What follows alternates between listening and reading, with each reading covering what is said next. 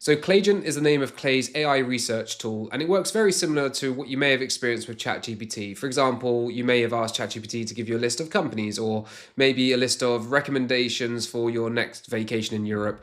Whatever it is, you've typed in a question and it's given you an answer. And that's essentially what Claygent can do for you, all with inside Clay.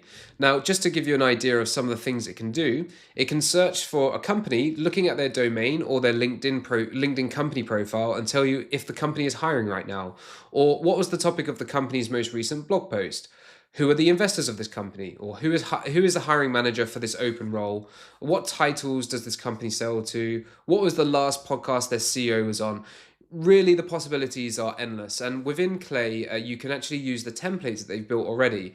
Now, they're quite easy to navigate to in Clay, but it's quite hard to see them all in one view, so I've actually copy and pasted them. I'm not taking any credit for designing any of these, and put them into a easy Airtable for you to view. Some of them don't have full descriptions, but you can see lots of the different templates here. So this one is find where a person is located.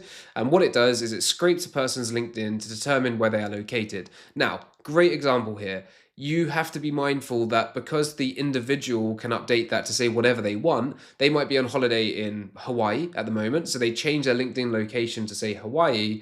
So if you pull that data into your records and you want to reference that location, don't assume that that person is living in Hawaii, because we can change that. I can change that. You can change that on your LinkedIn profile as well. So try not to be too smart with the data that you get, but you can definitely use it to improve the outreach that you do, or any other data enrichment that you want to do as well.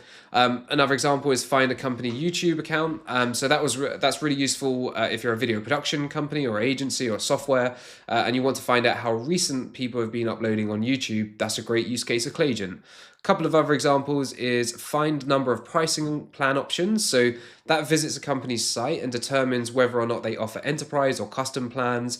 It can also give you the actual monthly pricing as well. So Claygent is incredibly powerful.